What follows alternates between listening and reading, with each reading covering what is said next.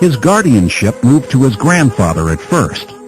Then, when his grandfather died, it moved on to his uncle Abu Talib. Now that he lost his uncle and wife, he lost most of the protection of his clan. Being tired of Quraysh's assaults and rejection, Muhammad started looking for another chance for his cause outside of Mecca. The Prophet made a decision to go to Al-Taif, 150 kilometers south of Mecca, in the hope of finding a stronger collaboration from its people. It must have been horribly painful for Muhammad to have made such a decision. He knew that if he left the city, his life would be endangered by the lawless Arabia, and that if he had to return to Mecca, he would have to find a new clan to protect him, which might not be possible. In Al-Taif, the Prophet was utterly turned down by the city's 3 leaders. One leader said to him, "If God sent you, I will tear down the hangings of the Kaaba." The second leader told him, "Couldn't God find anyone else other than you to send?" The third leader refused to meet with the Prophet, but sent his servant with this message, "I do not need to speak to you. For if you are a messenger from God as you claim, then you are too great of a person for me to address. And if you are a liar, it is not befitting for me to speak to you." Knowing the consequences if he returned to Mecca, Muhammad appealed to them to conceal the news of rejection from Quraysh, or to allow him to stay among them. His plea was also rejected. Instead of the expected kindness, they turned loose their children to follow him, and threw stones at him until his head was severely cut. He bled until the blood came out of his shoes. Just outside of town in a vineyard, the Prophet and his servant rested and prayed these words, "O my God, unto you I complain of my weakness, of my helplessness, and of my lowliness before men. O most merciful of the merciful, you are Lord of the weak, and you are my Lord. Into whose hands will you entrust me? Unto some far-off stranger who will ill-treat me? Or unto a foe whom you have empowered against me? I care not if your wrath is not on me." Upon this supplication, the Angel of Mountains came to the service of Prophet Muhammad, asking his permission to close the mountains on the people of Taif. But despite his deepest wounds of rejection, Muhammad replied, "No, God may bring from their offspring people who may testify to the oneness of God and worship him." The Prophet was magnanimous. His zeal for peace and forgiveness indeed overpowered his personal anger and self-wounds. Testifying to this fact, God revealed, "And indeed you are of a great moral character." Quran 68:4. The Quran also said, "And we have not sent you, O Muhammad, but as a mercy to the worlds." Quran 21:107. Now, Muhammad had no other choice but bear the pain of rejection and humiliation and return to Mecca. The next task for him was to find protection in Mecca. He sent his servant Zayd with the names of several tribal leaders in the hope that one of them would accept the request. Only one, Al-Muti ibn Adi, who was an idolater, accepted the protection of the Prophet. For the next 3 years, Muhammad was under the protection of a disbeliever. As expected from the Prophet, who was sent to teach wisdom and rationality, he had to deal with the new circumstance differently. Now he would no longer speak low of their idols, nor would he introduce himself to Quraysh in the way and frequency he used to. Instead, he channeled his efforts to the people who visit Mecca, especially during the pilgrimage season. And this flexibility in approach seemed to be fruitful. For example, he met with some people from the city of Yathrib, who were favorable to his call and accepted Islam. The few converted Yathrib Muslims went back to their people and made more converts. In the next pilgrimage season, 12 of them met secretly with the Prophet and made a covenant with him to act and live up to the highest of standards. He asked his companion, Musab ibn Umair, to go with them and be his ambassador in Yathrib. In Yathrib, the Prophet's ambassador and the 12 Yathrib Muslims were successful in introducing Islam in the city. In the next year's pilgrimage to Mecca, 70 Yathrib Muslims met again, secretly with the Prophet, and made a pact with him to live righteously and give him protection. The Prophet had them select 12 representatives from amongst themselves, possibly reflecting their corresponding tribes, to report to Musab. Under this leadership, the Yathrib Muslim community soon became a significant power. Now, the scale of the relative power between the Quraysh tribe and the Muslims had begun to shift in favor of the Muslims. 11 years after the first revelation, the miraculous journey of the Prophet to Jerusalem and his ascension to the seven heavens took place. In this remarkable journey, Muhammad met with his brother prophets, Abraham, Moses, Jesus, and all other prophets sent by God, and he led them in a prayer in Jerusalem. From Jerusalem, he ascended to the seven heavens, again meeting with the prophets. It was here he received the Muslim duties of the 5 daily prayers. Muhammad's meetings with all the prophets demonstrates the close ties and common grounds between Islam, Christianity, and Judaism, as well as other revealed religions.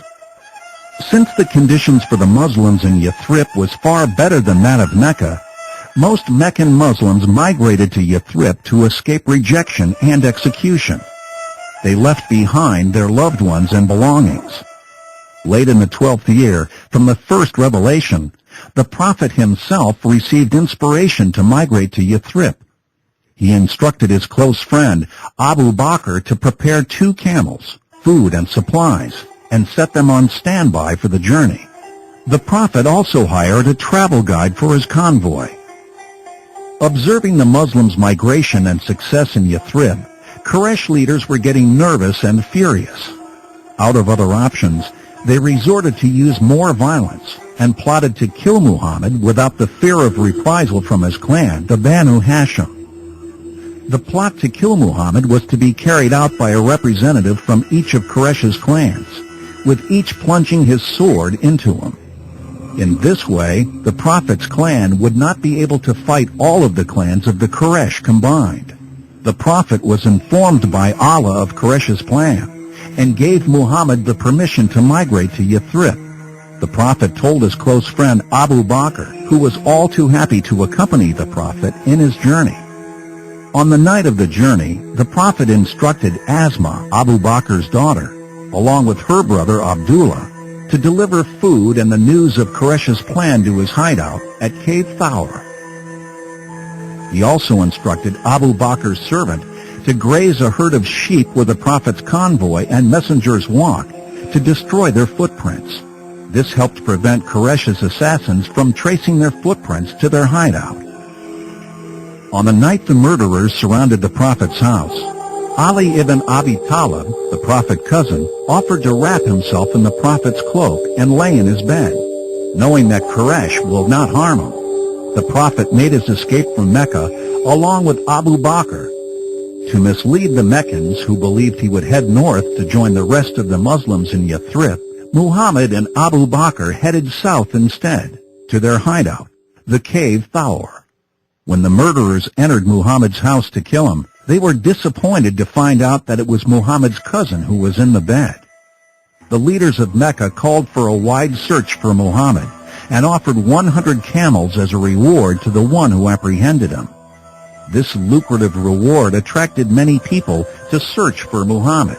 Because of his well-devised plan, no one was able to find him. The Prophet and his friends stayed in the cave for 3 days. During the nights, they were kept informed of all news and developments of what was occurring in Mecca.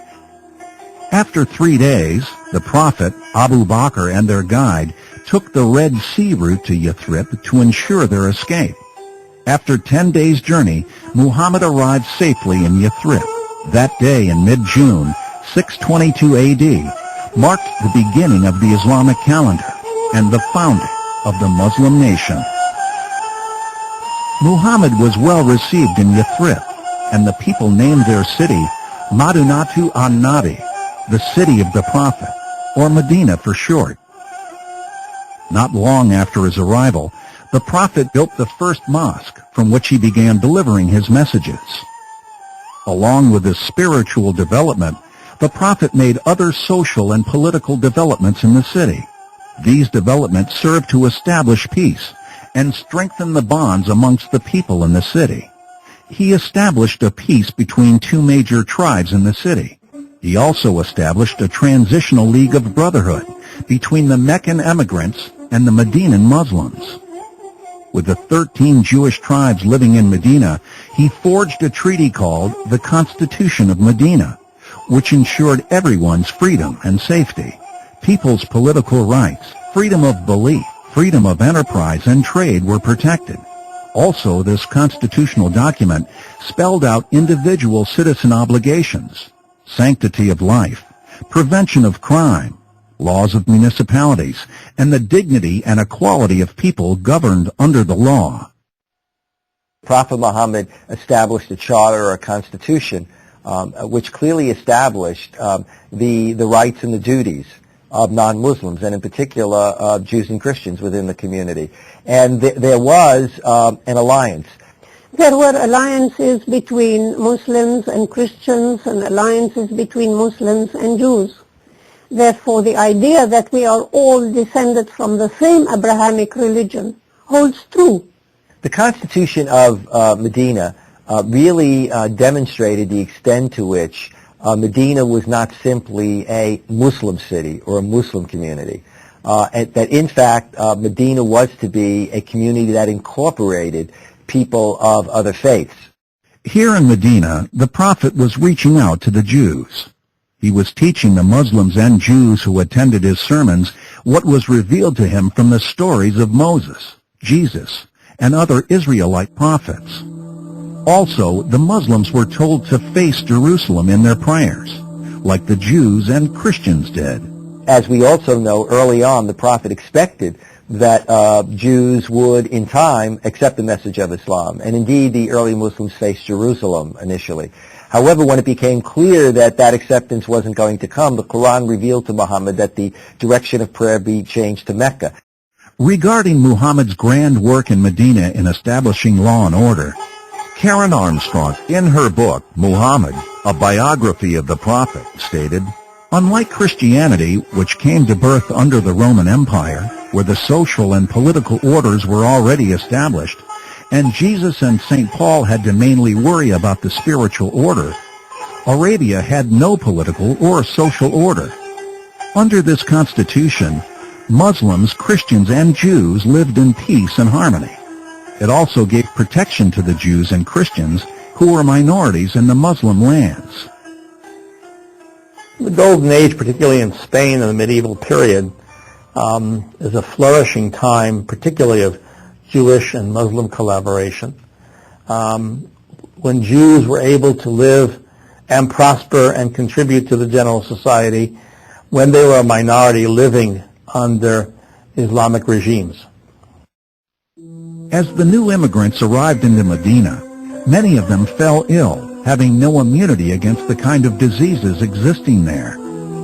The prophet formed a task force and asked them to remove the city's wastes from its streets to a trash dump area called Al-Jufa. He made this prayer, "O Allah, purify Medina and help us move its disposable to Al-Jufa, and cure our sick and make us love it in the same way you made us love Mecca."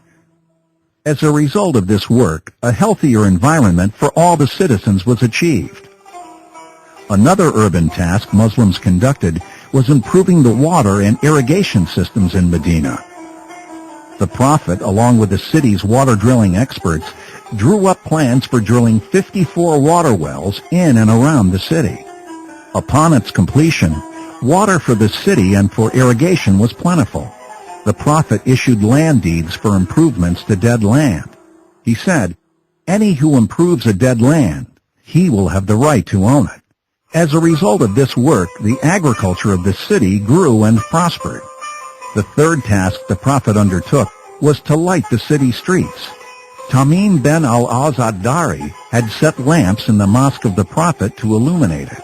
When the prophet entered the mosque, he was pleased with what he saw. He asked Tamim to provide